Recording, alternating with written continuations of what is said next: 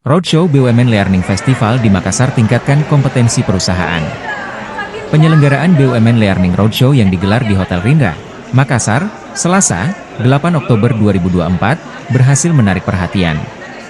BUMN Learning Festival kali ini diselenggarakan oleh PT Perkebunan Nusantara 3, Persero, dengan tema Cultivating Learning Strategies Toward Innovation and Sustainable Growth.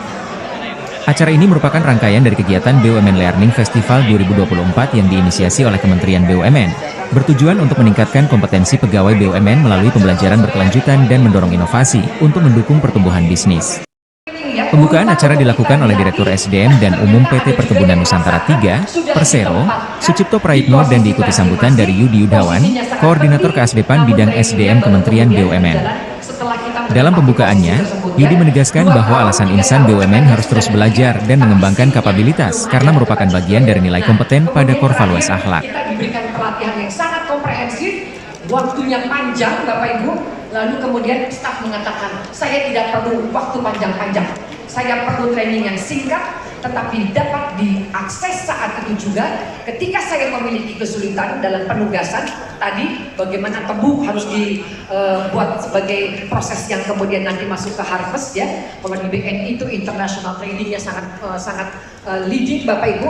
Di PTPN tadi ada bagaimana menghasilkan ton ya, 2 ton di 1 hektar. Pada saat kita mengalami kesulitan bekerja, kita butuh satu rumus, kita butuh suatu langkah, namun kita tidak latihan, harus tunggu. Kalau dulu ya Bapak Ibu ya, kalau dengan zamannya dulu, tunggu antrian Bapak Ibu, tunggu urutannya, dan kalau datang nanti Bapak Ibu kita sudah langsung siapkan waktu 2 bulan untuk belajar.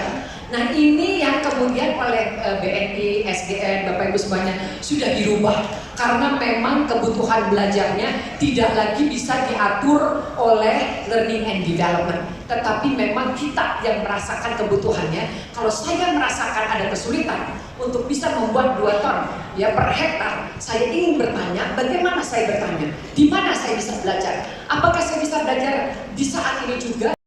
Konten sudah dibawa oleh Pak Dimas, Pak Dani, Bapak Ibu semuanya pergi ke tempat kerja kita. Jadi sekarang belajarnya adalah bagaimana kita learning at the point of need. Ada kebutuhan, kita bisa belajar.